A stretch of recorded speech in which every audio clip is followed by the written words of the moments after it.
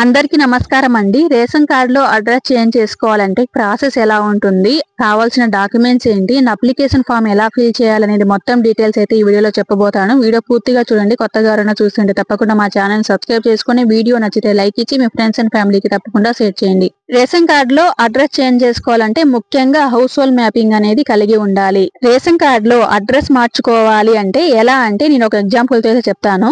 Normal గా మీది permanent address and ration card address మొత్తం కూడా చిత్తూరులో ఉందనుకుందాం. మీరు తిరుపతిలో సెటిల్ అయ్యారు, ఏదో వర్క్ వల్లనో లేకపోతే ఏదో కారణం వల్ల ఇంకా తిరుపతిలోనే ఉండిపోతారు, చిత్తూరు పోకుండా. సో మాకు ఇప్పుడు తిరుపతికే రేషన్ కార్డు కావాలి, ఆధార్ కార్డు కూడా చేంజ్ చేసుకున్నాం, మాకు రేషన్ కార్డు కూడా తిరుపతికి కావాలనుకున్నప్పుడు, ఇంకా మీరు చిత్తూరు నుంచి తిరుపతికి పెట్టుకోవాలనుకున్నప్పుడు మాత్రమే ఈ చేంజ్ ఇన్ రేషన్ కార్డ్ అనే ఆప్షన్ ఉపయోగించి మీరు రేషన్ కార్డ్ అయితే అప్లై చేసుకోవచ్చు.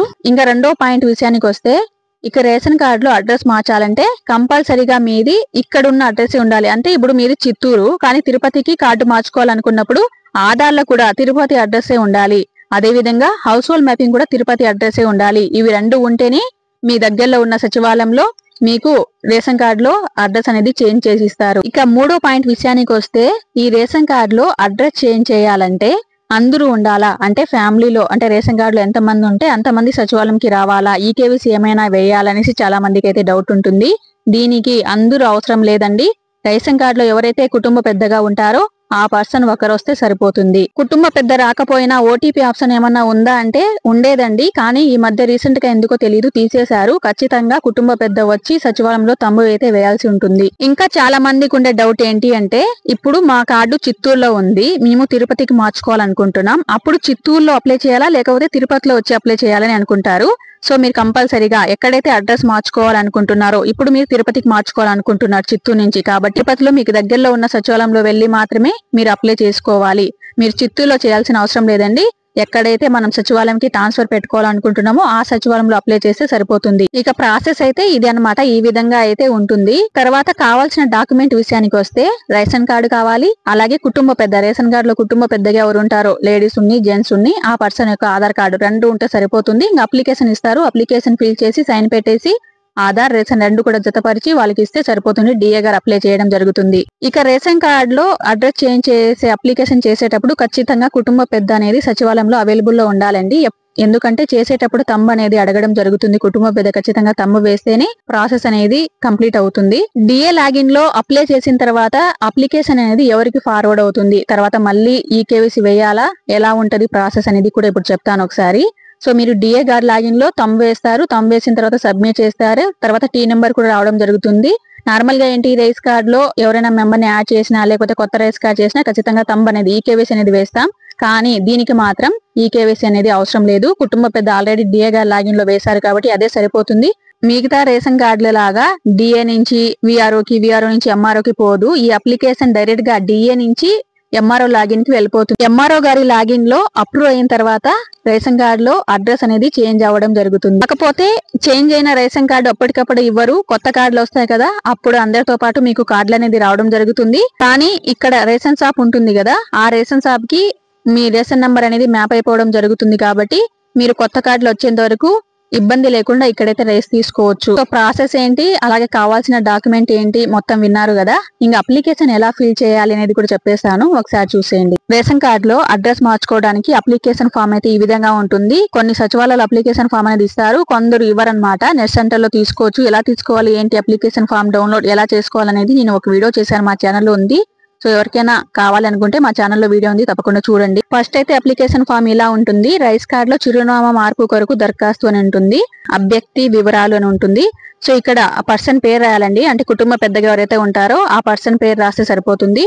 అండ్ ఆ పర్సన్ ఎవరైతే కుటుంబ పెద్దగా ఉంటారో వాళ్ళ భర్త పేరు లేకపోతే తండ్రి పేరు రాస్తాము. ఇంకా ఆ పర్సన్ యొక్క ఆధార్ నెంబర్ రాస్తాము, అలాగే ఆ పర్సన్ యొక్క ఫోన్ నెంబర్ రాస్తాము, ఆ పర్సన్ పుట్టిన తేదీ రాస్తాము, అలాగే ఆ పర్సన్ మేలా ఫిమేలా అనేది రాస్తాము. తర్వాత వార్షిక ఆదాయం అంటే సంవత్సర ఆదాయం ఎంత అనేది మన ఇష్టం అండి. 10,000 నెలకు 10,000 చొప్పున, సంవత్సరానికి 1,00,000 రాయొచ్చు, లేదు అంతకంటే తక్కువ 50,000-60,000 అట్లా కూడా రాయొచ్చు, అది మన ఇష్టం అనమాట. ఇంకా వృత్తి అంటే హౌస్ వైఫా లేకపోతే ఏం పని చేస్తారు ఏంటి అనేది ఇక్కడ రాస్తాము. తర్వాత దరఖాస్తుదారుని వివరాలని రెండో స్టెప్ కి వస్తే, జిల్లా. ఇప్పుడు ఈ డీటెయిల్స్ అనేవి మనం ఎక్కడివి రాయాలంటే, ఇప్పుడు మనం ఏ సచివాలయం అంటే, ఇప్పుడు నేను చిత్తూరు నుంచి తిరుపతికి అన్నా కదా, తిరుపతి అడ్రస్ రాస్తాం ఇక్కడ మొత్తం కూడా. దరఖాస్తు వివరాలు అన్నప్పుడు ఇక్కడ జిల్లా ఏ జిల్లా వస్తుందో ఆ జిల్లా రాస్తాం, అలాగే మండలం ఏ మండలం వస్తుందో ఆ మండలం రాస్తాము, గ్రామం కూడా రాస్తాము, వీధి పేరు ఉంటే రాస్తాం లేకపోతే లేదు. అండ్ సచివాలయం పేరు, ఈ సచివాలయం పేరు ఎవరిది అనుకుంటున్నారు? చిత్తూరు మీద పర్మనెంట్ అడ్రస్ చిత్తూరు, కానీ తిరుపతికి మార్చుకోవాలనుకుంటున్నారు కదా, తిరుపతి అడ్రస్ రాస్తాం. అంటే మీరు ఎక్కడైతే ట్రాన్స్ఫర్ పెట్టుకోవాలనుకుంటున్నారో ఆ ప్లేస్ రాస్తాం, ఇక్కడ ఆ సచివాలయం పేరు రాస్తాము. అండ్ క్లస్టర్ నెంబర్ అనేది, అంటే ముందు సచివాలయంలో వాలంటీర్స్ ఉండేవాళ్ళు కదా, ఒక్కొక్క వాలంటీర్కి ఒక క్లస్టర్ ఉండేది. సో ఆ క్లస్టర్ ఏది అనేది, అంటే మీ హౌస్ హోల్డ్ మ్యాపింగ్ ఎవరి క్లస్టర్ లో ఉంటే ఆ క్లస్టర్ నెంబర్ ఇక్కడ రాయాలి. మీకు తెలిస్తే రాయండి, లేకపోతే సచివాలయంలో డిఏ గారిని వెల్ఫేర్ ఎవరిని అడిగినా సరే వాళ్ళైతే చెప్పడం జరుగుతుంది. క్లస్టర్ నెంబర్ అంటే C1 C2 అట్లా C1 C2 C3 అట్లా ఉంటాయి. సో ఆ నెంబర్ అయితే రాస్తాము. తర్వాత పిన్ కోడ్ అనేది రాస్తాము. అలాగే రేషన్ కార్డు, ఇప్పుడు మీకు ఆల్రెడీ రేషన్ కార్డు ఉంటుంది, ఆ రేషన్ కార్డు నెంబర్, అంటే ఇప్పుడు పాత రేషన్ కార్డు కాదండి, కొత్త రేషన్ కార్డు లో 28 తో స్టార్ట్ అవుతాయి చూడండి, 2 సిరీస్ తో, ఆ నెంబర్ అయితే ఇక్కడ రాయడం జరుగుతుంది. ఇక మూడో స్టెప్ విషయానికి వస్తే మార్పు చేయవలసిన చిరునామా అన్నారు.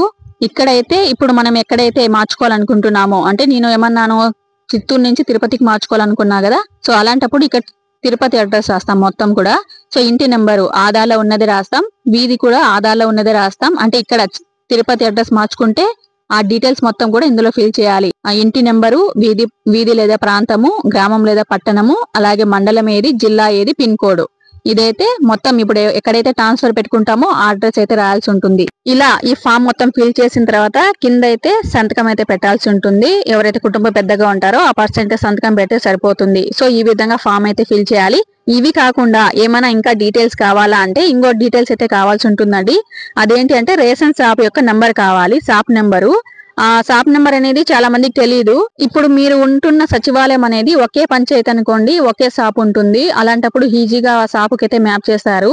అలా లేకుండా ఒక సచివాలయం అనేది 2-3 పంచాయతీలు కలిపి ఉన్నాయనుకోండి, అప్పుడు డిఏ గారికి తెలియదు. కాబట్టి మీరు ఒకసారి రేషన్ షాపు రేషన్ తీసుకుంటారు కదా, అక్కడ ఒకసారి కనుక్కుంటే సరిపోతుంది, వాళ్ళైతే చెప్తారు. రేషన్ డీలర్స్ అయితే 5 నెంబర్లు ఉంటాయన్నమాట రేషన్ షాప్ నెంబర్ అయితే. ఈ అప్లికేషన్ ఫామ్ లో అయితే రేషన్ షాప్ నెంబర్ అనేది అడగరు, కానీ ఆన్లైన్ లో అయితే ఖచ్చితంగా అడుగుతుందండి. అక్కడ మీరు ఇబ్బంది పడాల్సి వస్తుంది కాబట్టి ముందుగానే చెప్తున్నా, ఎవరైనా రేషన్ కార్డు అడ్రస్ మార్చుకోవాలనుకున్నప్పుడు ఖచ్చితంగా రేషన్ షాప్ నెంబర్ కూడా తెలుసుకొని వెళ్ళండి. సో ఇది అండి రేషన్ కార్డు లో అడ్రస్ మార్చుకోవాలంటే అప్లికేషన్ ఫామ్, కావాల్సిన డాక్యుమెంట్ ప్రాసెస్ అంతా. సో విన్నారు కదా, వీడియో నచ్చితే తప్పకుండా మీ ఫ్రెండ్స్ అండ్ ఫ్యామిలీకి షేర్ చేయండి. యూస్ఫుల్ అనిపిస్తే తప్పకుండా ఈ వీడియోకి ఒక లైక్ ఇవ్వండి. అండ్ మా ఛానల్లో ఇంకా రేషన్ కార్డుకి సంబంధించి యాడింగ్, న్యూ రేషన్ కార్డుకి సంబంధించి కూడా అప్లికేషన్ ఎలా ఫిల్ చేయాలి, ప్రాసెస్ ఎట్లుంటుంది అని మొత్తం చెప్పానండి. సో తప్పకుండా ఆ వీడియోస్ కూడా చూడండి. రేషన్ కార్డుకి సంబంధించి మీకు ఏమైనా డౌట్స్ ఉంటే తప్పకుండా కామెంట్ చేయండి, తెలుసుకొని కామెంట్ కి రిప్లై ఇచ్చే ప్రయత్నం అయితే చేస్తాను. ఇది ఇవాల్టి video. Thank you so much.